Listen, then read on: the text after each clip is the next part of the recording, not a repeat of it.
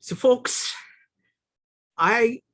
Phil told me about Owen Barfield only 3 or 4 days ago, and I've been really fascinated by his work, and I've been trying to read up. So everything that I'm saying is based on very little knowledge, okay? There is a lot more to go, okay? But I think that he has a profound thought.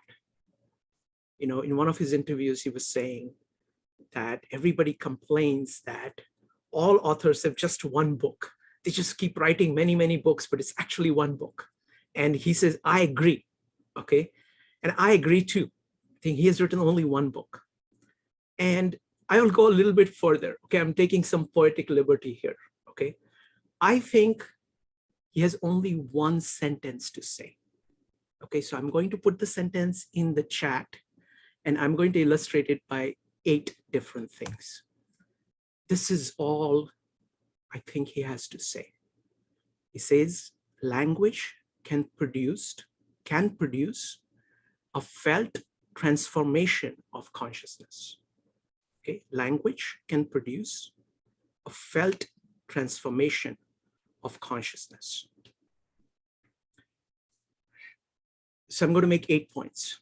The first one is about metaphors. Now, we are all familiar here. I'm also trying to connect what Barfield has to say to the various meetups that we have done in 52 Living Ideas. Because a lot of what 52 Living Ideas is doing and why people like it is actually explained by what Barfield is saying in this one sentence, okay? What is a metaphor? Metaphor starts by something outside, which is easy to perceive, which Julian Jaynes calls a metaphor, something that you're familiar with, to refer to something that is harder, that you don't know that well. That's what Julian Jaynes says. So for example, take grasp. You know, you grasp things with your hand and you grasp things with your mind. You're using the grasp in the mind, the grasp of your hand as a metaphor, as a tool to refer to something inside. And once you've referred to it inside, you can use it as a unit. Barfield goes one step further, and that's a brilliant step. He says it's not just one way, it's 2-way. When you grasp, get an idea of grasp in your mind, and you use that to grasp the world.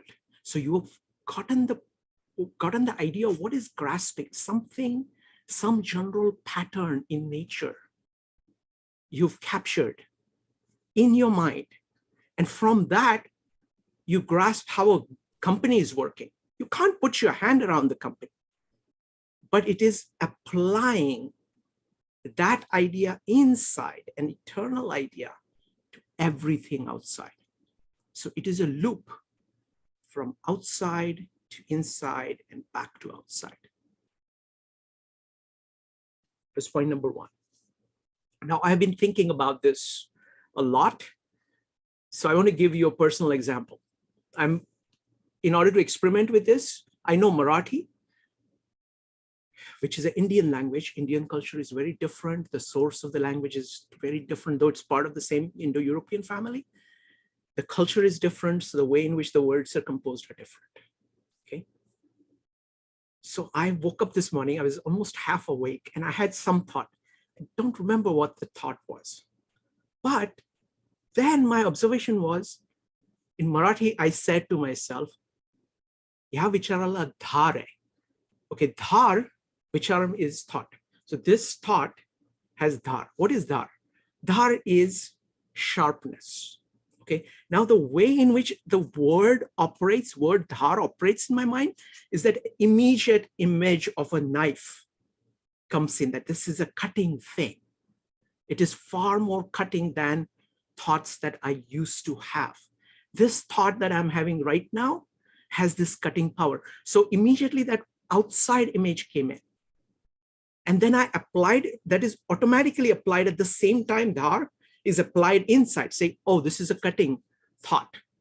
And then immediately it goes outside. That means I can do things in a far more cutting way in my speech, in my life.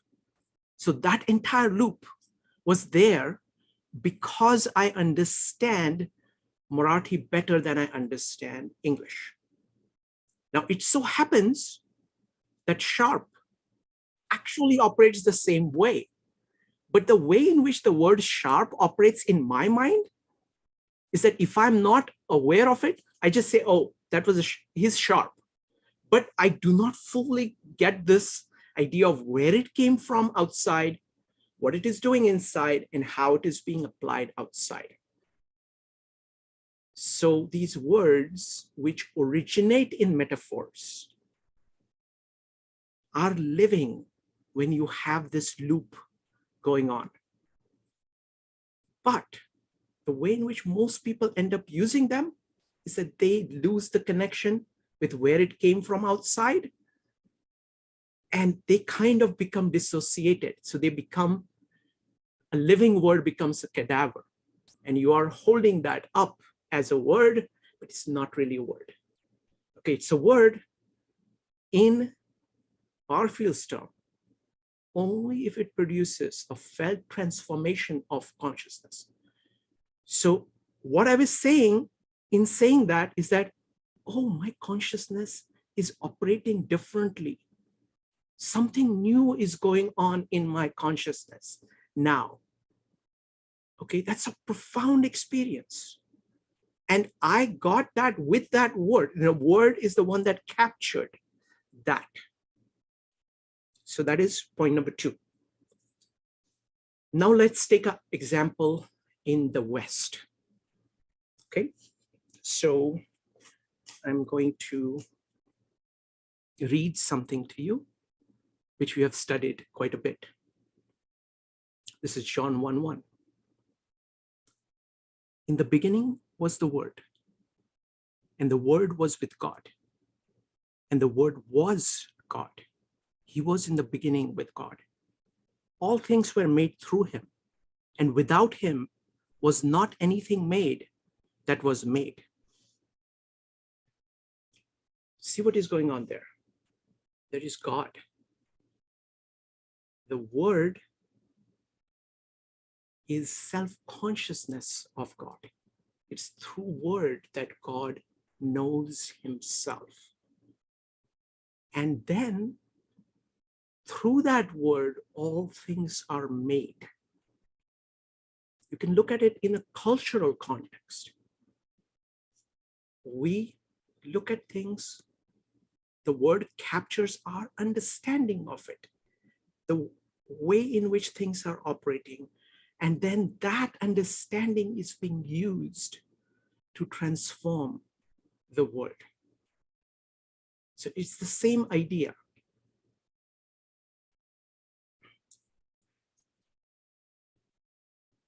Let's look at Gita, the word Om. We're studying chapter 17. The later part of chapter 17 talks about Om as the primordial sound.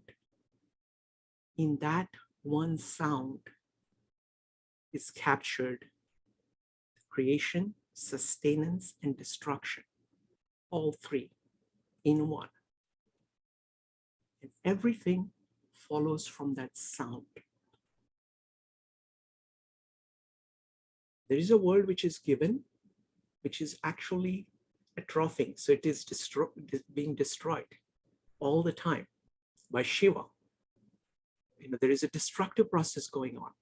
Everything deteriorates. There is entropy. Vishnu is all about capturing the eternal principle. That's the word. It's capturing the eternal principle for it so that you can create new things that will renew the world and make it better. And there is this loop going on between these three. The word is a critical part of that word. In word, you take in from the world, identify the eternal principle. If you want to put it in science terms, you identify the eternal principle, and then you apply that to transform the world. And then you look at it world again, get inspired by the world again, and come up with a better understanding. And then you apply it again. And in the process, you can look at it, think of this in terms of culture. It's far more easier to understand it in terms of culture. So that was point number 4. Point number 5. Word is like a trumpet. A sudden sound you hear, a beautiful sound, which makes you remember something really deep about yourself that you have forgotten, so that you can act from it. Om chanting is supposed to work like that. The word in Gospel of John is supposed to work like that. By speaking the word, by hearing the word, by focusing on the word, your consciousness is transformed so that, and not just consciousness is being transformed. Consciousness being transformed is the start of transformation of your life, your actions, and the world at the same time. It's about bringing heaven to earth through the word. It's the trumpet, sound. Many times people have this feeling when they hear something that they have heard as a child, and suddenly a different consciousness you're aware of, you're thinking, you notice that you're thinking in different ways. You're no longer, most of the times we're sleepwalking, we are going through our habits, we are, caught up in our emotions. Something like this, what he's pointing to, the fact that language has the power of reminding you of another way of being conscious, another way of leading your life. That was point number 5. Point number 6, I want to show you the prime example that he talks about, that of poetry. So I'm going to read excerpts from a poem that we just read a couple of weeks ago by Khalil Gibran. Now try to listen to it.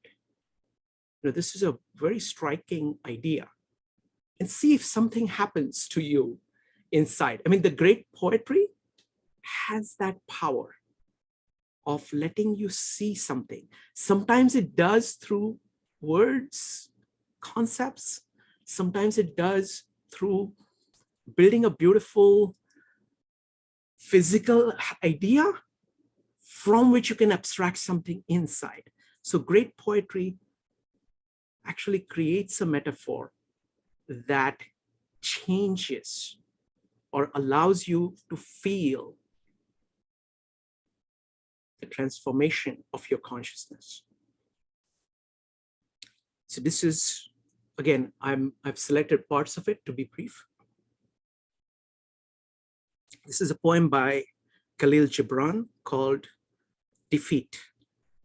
It says, defeat, my defeat.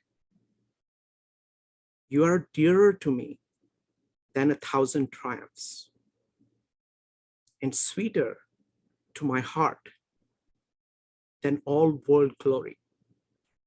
Through you, I know that I am yet young and swift of foot, and not to be trapped by withering laurels. Defeat, my bold companion, you shall hear my songs and my cries and my silences, and none but you shall speak to me of the beating of wings and urging of seas and of mountains that burn in the night. And you alone shall climb my steep and rocky soul. Defeat, my deathless courage, you and I shall laugh together with the storm, and together we shall dig graves for all that die in us. And we shall stand in the sun with a will, and we shall be dangerous.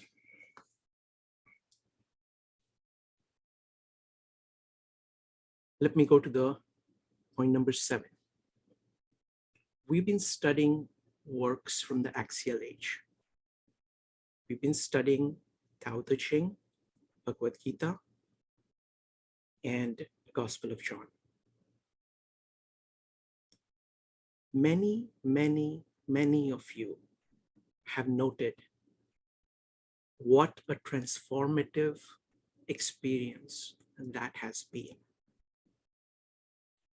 And that is exactly for this reason that language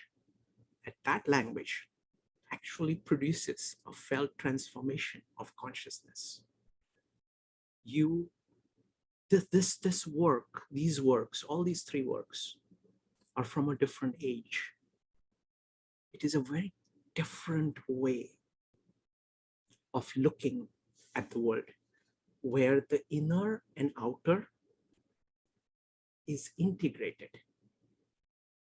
The inner is inspired by the outer and is shaping the inner is shaping the outer. I will take one example which Barfield talks about. This is from John 3. Nicodemus said to him, "How can a man be born when he is old? Can he enter a second time in his mother's womb and be born?" Jesus answered, by the way, this being reborn is exactly what this felt transformation of consciousness is all about. It's like a little rebirth. It is remembering what is possible. It is extending. It is new life of consciousness, and thereby new life in the external world. Jesus answered, "Truly, truly, I say to you, unless one is born of water and of spirit, he cannot enter the kingdom of God. That which is born of flesh is flesh, and that which is born of the spirit is spirit. Do not marvel that I say to you, you must be born again. The wind blows where it wishes, and you hear its sound, but you do not know where it comes from or where it goes. So it is with everyone who is born of the Spirit." Now, the point that Barfield makes here is the word spirit and wind in this entire passage. In Greek is the same pneuma, is the same word for spirit and wind. So there is this union between the outer and the inner that is there in the words themselves. We saw this again and again throughout the gospel, going between living water, water at the center, having a fountain at the core of your heart. All of that is pointing to a different way of thinking about the world, which is far more integrated. What Barfield is saying is that in modern times, we have taken this union between the inner and the outer, and we've split it aside.